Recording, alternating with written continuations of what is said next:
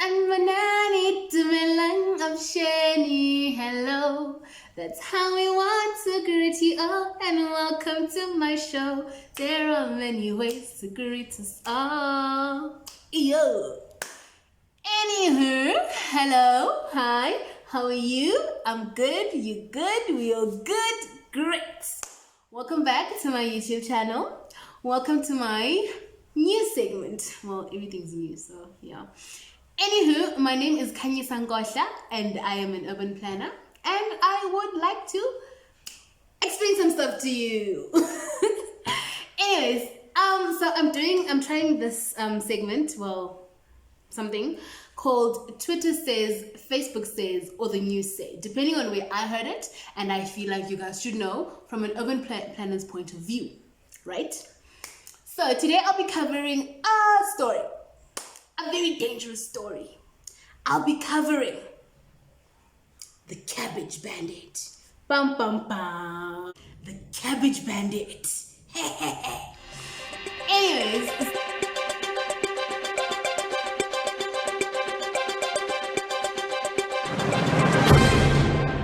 I'm trying to actually just give you guys a short story along with the short of what happened. And obviously, if you have more questions, you can comment right down below, or even give me your email so I can give you a little bit more info of how it happened, or how, from a planner's point of view, and how Ubaba Bankona got in trouble with law enforcement in Pretoria.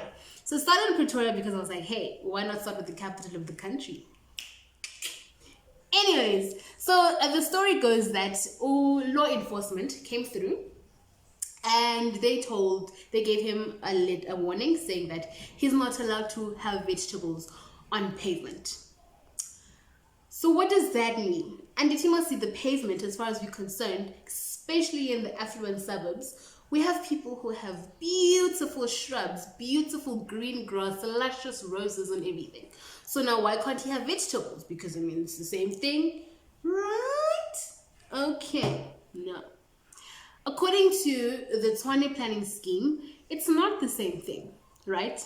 Because this is just according to my little research. I'm not really sure how they will do it there, but this is just me and my university knowledge and my intensive knowledge, and I'm just giving it to you as is. Obviously, there were more consultations given to it and more things that were said that I'm probably not aware, because this is basically based on a desktop study where I was just reading articles and what Obama said, right?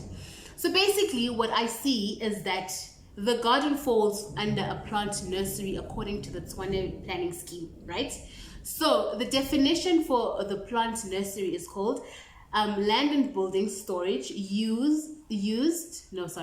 land and building used for storage and cultivation of plants, bulbs, and seeds of distribution, and sale to shops or garden centers, and may include retail to the public or the property. And may include retail sale to the public or the property. So anyways, what this means, I mean, it doesn't really say vegetables, the word vegetables, but I mean, vegetables are a plant, so they need to define the word plant, I guess. That's also another thing that we're like, are we really going to go into it, you see? So if we start from the very beginning, we need to know what is allowed on a person's property and what isn't on a person's property. If we didn't look at this, if we didn't say what is allowed where and how, then you would wake up one day and there would be a basic car factory next door to your house. Imagine, you see? That doesn't really make sense. So we basically just make these things smaller and smaller and smaller. But I mean, with modernization and urbanization now, we actually steering away from the actual just residential, just business, just, now we have they're leaning more towards the, mixed use. But now it just needs us as planners to be more creative and think out of the box in terms of, yes, we have restrictions, but how are we making sure that these restrictions are actually intertwining with how, I guess, the globe is changing with urbanization, right? So Ubankona yena, right? if we start from the beginning, you know that you buy a property, and this property is certain square meters, right? So these square meters are stated on your title deed, as well as on a piece of document called the SG diagram, the Surveyor General Diagram. In this, basically, what they have there is the exact amount where property ends and how. And if you get yourself a land surveyor, they will actually point to you pegs in your property that show you where your property starts and ends in the corners and whatnot, right? They just basically show you what is on the SG diagram. So with relation to this now, we need to figure out, I think I'll try and put a basic diagram. So you have your property, right? Your boundary, let's say where your wall is, and then you have a piece of pavement, and then you have road, and then another pavement, and then your neighbor's property right across the street. So now the pavement as well as the street, there are technical things to it, setbacks and whatnot, but for now I'm just gonna call it's known as the street. And that street, it is owned by the municipality, and they can do what they want to do on that because it's basically owned by them. So usually the pavement is there for obvious reasons, for people to avoid walking on the actual street, right, for traffic reasons, as well as usually underneath there are services there, so it's basically your infrastructure, your sewer lines and all of that, as well as, your electricity, your poles, they need to be somewhere, right? They can't be in your property, so they'd rather be right outside the property. So this means that the municipality, if they need to make changes, they can just come through, dig up and do whatever that they need to do.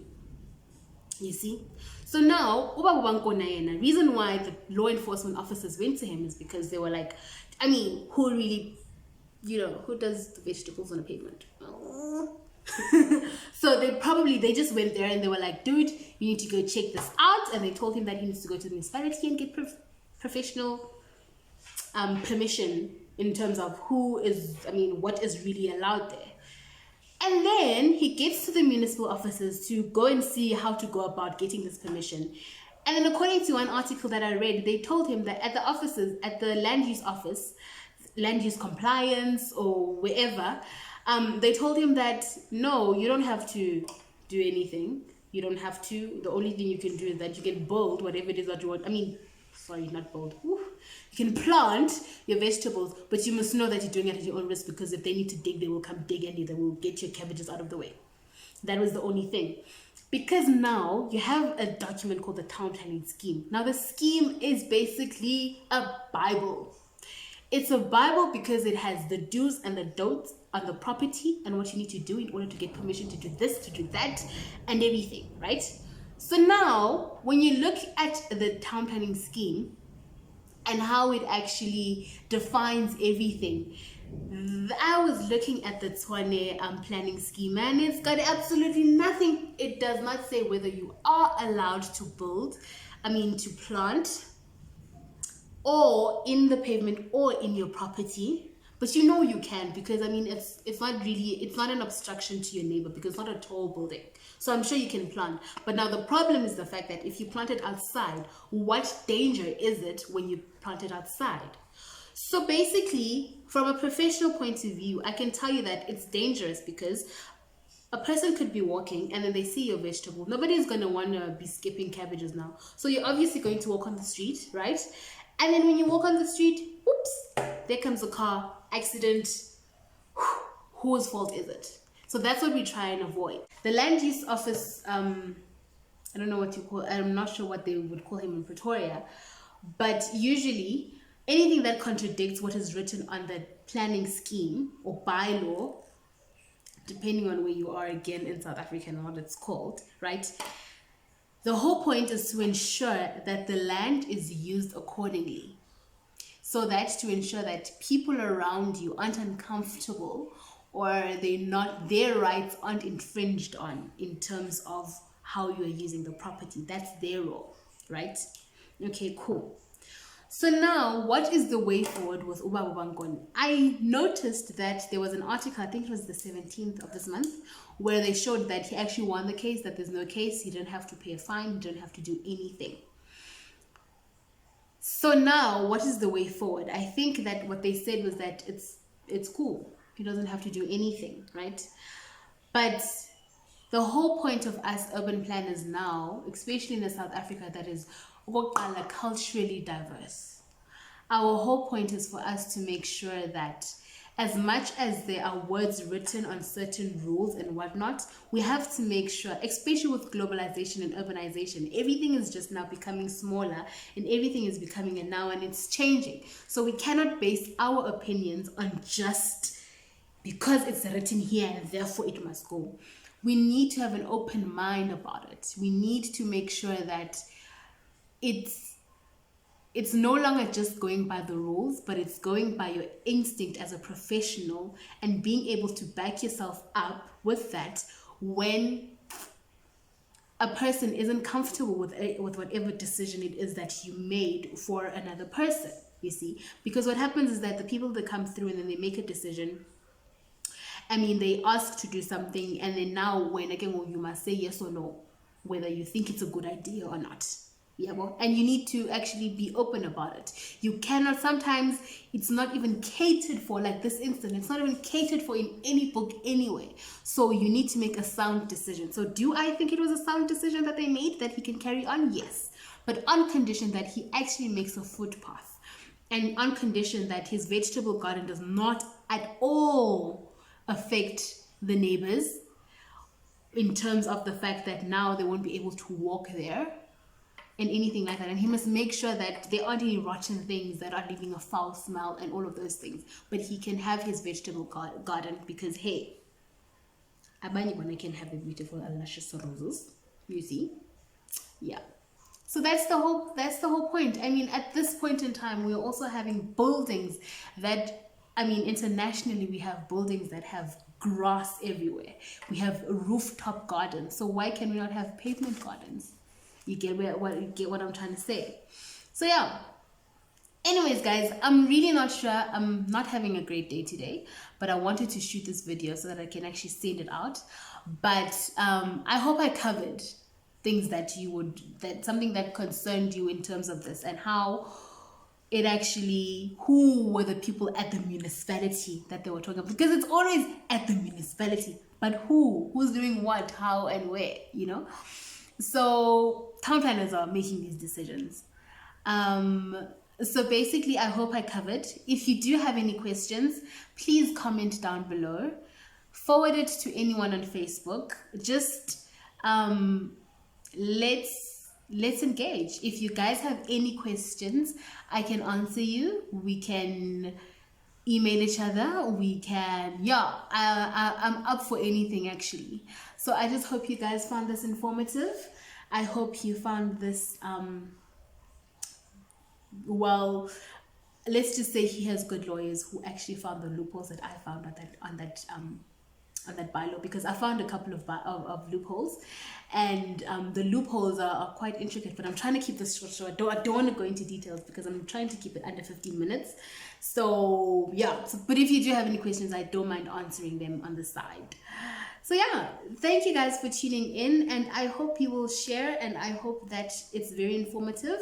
If you have anything that you want me to cover, just tell me, and I will try my utmost best to do my research on it, if Andiazi, or ask a professional planner, because I'm just a candidate planner.